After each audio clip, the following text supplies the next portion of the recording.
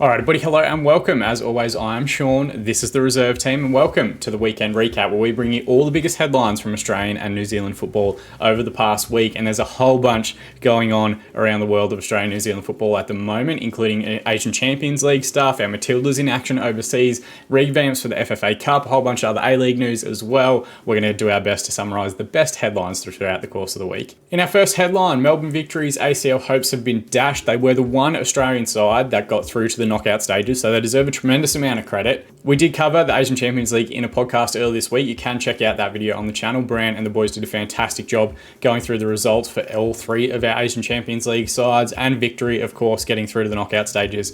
Should be applauded, but they have fallen to a 3-0 defeat against South Korean side Ulsan Hyundai. Ulsan did win the competition in 2012. They have a very formidable lineup, including Jason Davidson, who's a fringe Socceroo. You might remember him from Perth Glory during their title-winning campaign. Now, Victory did have a superb win over Seoul FC last week to ensure their position in the knockout rounds, and it very much looked like that was kind of their grand final. Like, they'd given as much as they could in that performance to try and get through this one. And to be fair, Ulsan Hyundai looked a class above most of our sides in and around the A-League itself. Now, lots been made about the challenges that Australian sides have and that they face in the Champions League each year. I've seen a lot of people in and around soccer Twitter going on about the salary cap and if it got removed. And the reality is, and I think some people need to hear this, is that even if the salary cap got moved tomorrow, most clubs in the A-League, they're going to spend less than they currently do, rather than more. For the likes of Melbourne Victory, for the likes of Sydney FC, even Melbourne City to an extent, who I would say are probably the best financially backed club in the league itself, they're still going to want to operate at a sustainable rate. No one's immediately going to go out there and start losing money each and every year paying a variety of players.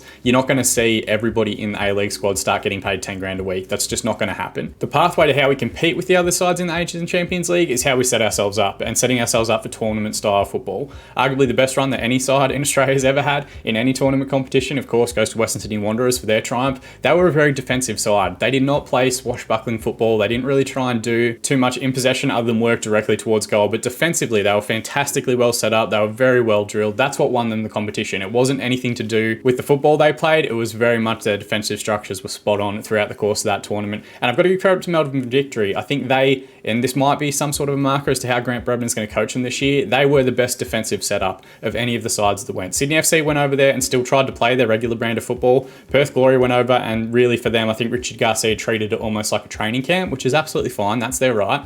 But I think Melbourne Victory got their defensive setup right, and that's what saw them get through to the knockout stages. Of course, for a lot of these sides, they are in that pre-season program. It would be interesting to see if we went back in 3 months' time, 6 months' time, after we've had a season of games. Would Sydney FC do better? Would Perth Glory do better? It's hard to tell. But potentially that hub model, potentially like a pre-season program, and we see training camps used for sides internationally over in Europe and stuff like that. Not regularly used here in Australia because of the cost of course, involved with that. But if the Asian Champions League sticks with a hub model, and it sticks with doing that during our pre-season competition, it'll be super interesting to see how sides set up a little bit differently to try and compete in that market and in that tournament being in a hub model. So of course, a massive shame that all the sides from Australia are now out, but we give Victory a tremendous amount of credit for making it through to the knockout stages, and hopefully next season we can get 2 sides through to the knockout stages, or get another step further in the knockout rounds and continue improving our coefficient that way. There is a little bit more on the FFA Cup and the changes to the Asian Champions League qualification process. We'll talk about that in a future headline. In our second story, 2 of our most prominent Matildas were in action in the Women's Super League overnight, and 2 fantastic, I think, stories from both of those 2 games. The first being Steph Catley's return from injury. She had a calf strain early on in her time at Arsenal, which I think affected her pre-season quite a bit, where she wasn't quite ready to start the season. And then she picked up a concussion, which has been a big topic and talking point in and around football globally over the last couple of weeks. And that concussion against West Ham has actually kept her out for a little while, where she hasn't quite been right to get back to training. But now the calf seems good. Now the concussion seems to have sorted itself out. She's in a fantastic spot at Arsenal, where I think she could start in their lineup each and every week. I have a huge soft spot for Steph Catley, obviously, because of my Melbourne City fanship, but we do want to see each of our key Matildas, some of those most experienced players, playing week in, week out in the best divisions in the world. And if Steph Catley can get back into that lineup, if Lydia Williams can get back into the starting lineup, if we can get the Australian players under an Australian coach at Arsenal becoming key parts of that side, it's only going to help us further as we build towards the 2023 World Cup. And at that World Cup, we will need someone to find the back of the net, and the other person who performed tremendously well overnight was Sam Kerr. She got a hat-trick, her first hat-trick for Chelsea. You can see her in the photo there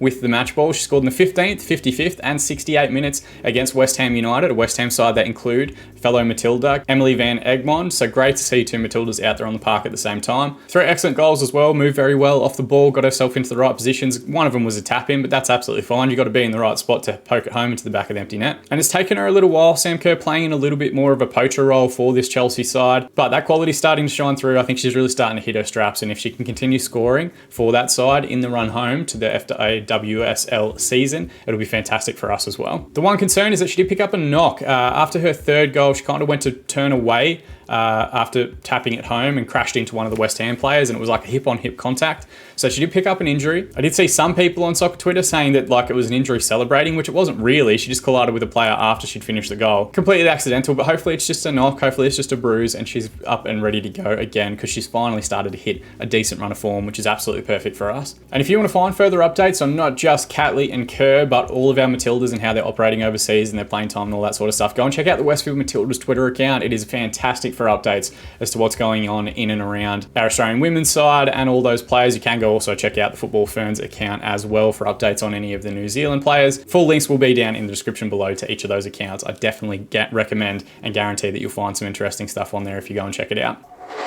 And in our final story, some big changes to the FFA Cup structure for next season. Of course, there was no FFA Cup due to coronavirus restrictions in 2020. We all missed it a tremendous amount, not least of which because it's the one path I've got to try and make it into Asian Champions League football. But truth be told, like I didn't even make the state team this year, so like who knows what would have happened had we made it through. But there are some key changes which I think are going to improve the quality of the competition quite a bit, and some of them I think are also a little bit overdue as well. The first of the changes is they're moving to an open format. Now, what happened previously was they would try and get teams from lower divisions guaranteed spots in later stages of the competition. So if you're a State League 4 or 5 club in and around Victoria, and I'll speak to Victorian experience, if you live in another part of Australia, by all means, let us know in the comment section below the changes and the different structures in and around your state. But they're going to keep that open format. So basically, if you're a State 5 club and you go through a couple of rounds, you could draw anybody. You may not necessarily draw other State 5 teams. You might start drawing State 2, State 1 teams, NPL sides. Eventually, if you get far enough, A-League sides as well. The way it used to work is that they would guarantee it somehow in the draw that one of the sides that was from a lower division would make it into those last 4 teams to try and encourage NPL sides to put their best teams forward to make it all the way through to the quarterfinals or semi-finals of a particular competition. They're getting rid of that, which is fantastic. It follows a more traditional cup structure where it's just going to be knockout all the way through. We basically start with a field of 264 teams and then work our way down to 132, 64, 32, 16, 8, 4, 2, and then a winner, obviously, which is fantastic. That's the way that you want to see it done.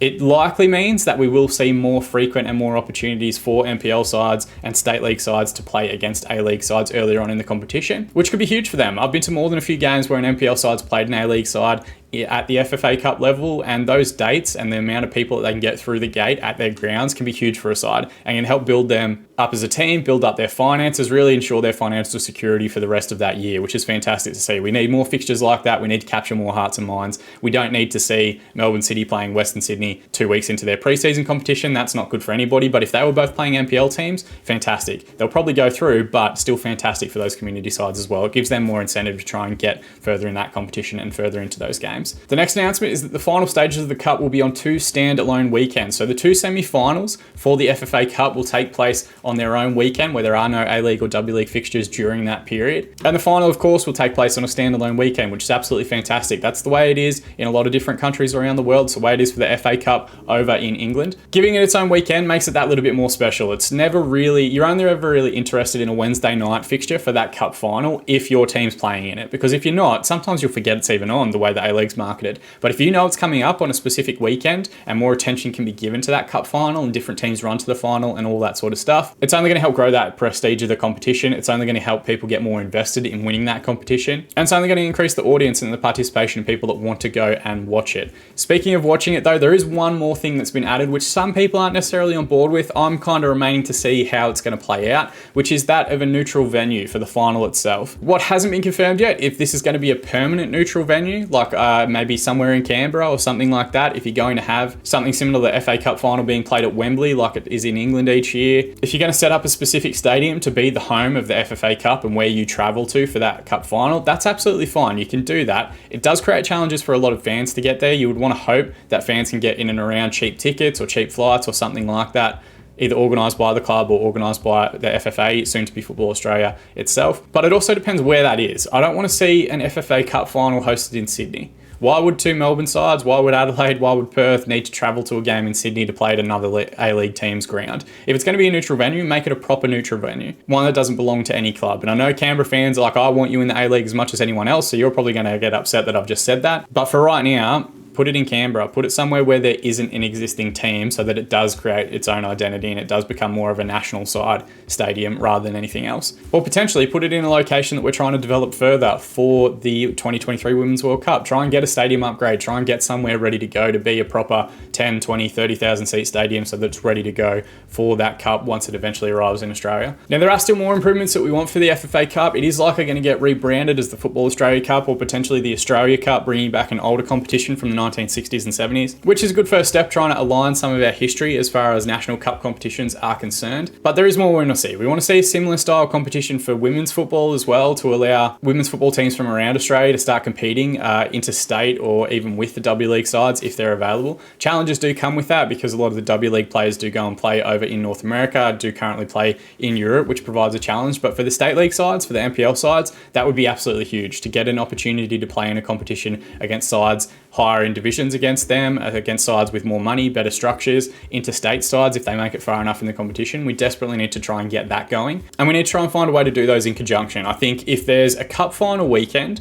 where potentially on the Saturday it's the W League game and on the Sunday it's the men's final, that would be fantastic. That would be absolutely perfect. We see the way that different cup finals and different cup competitions around the world work with each other to make sure that they're kind of not on the same day, but potentially on the same weekend. That would help a tremendous amount, I think, getting eyes on both matches, or make it a double header. We've seen a W League and A League double headers work quite effectively. Make them both the same. That can create a challenge where you've got maybe, two different sides or four different sides making cup finals and all the fans trying to get there for that particular point. But the benefits would be huge. And I think if you're going to put it in a neutral venue and a place where people have to travel to, getting four teams fans into that area and into that arena for the games will help quite a lot. And it'll help fill that stadium and help create a better atmosphere for more people to want to go and check out. In addition to the rebranding and renaming, there is also a rebranded prize, which is an AFC Champions League spot via a qualification round. That will mean that the third Champions League place that we usually get via that qualification stage, where we usually go and play like a lower place team in Thailand or Malaysia or somewhere like that, will come via the way of the FFA Cup winner, which I think is a tremendous reward. Someone like Adelaide, who's now won that competition 3 times, they deserve some sort of reward above and beyond the trophy. And to be honest, I think top 2 getting Champions League in the A-League is perfect. That makes sense as far as the best 2 sides from our competition representing us. There can be quite often a big gap between third place. This past season, it's been 4th place because Wellington finished 3rd, Brisbane finished 4th, and no disrespect to any Brisbane fans, I think even they'd agree they're not a side that's prepared at the moment to go and be representing Australian football at a continental level. Whereas if you put someone who'd won a cup competition that understands that tournament format, that has performed well in it, potentially we boost our coefficient that way and get more teams that are ready to go as far as tournament football is concerned, and it'll only grow the game. If you disagree, by all means, drop it down in the comment section below, but I think getting that ACL qualification spot as a reward for a performance in an FFA Cup is absolutely fantastic. And even teams that have down years, like Melbourne Victory fans from last year, they could have potentially gotten that Champions League spot by way of cup qualification rather than their pretty poor performance in the league. So it gives more teams more pathway to continental football, and I think it adds quite a bit to that competition as well. There's a real life reward and incentive for teams to do as well in that competition as possible, and for teams to provide their strongest possible lineups all the way throughout that competition as well.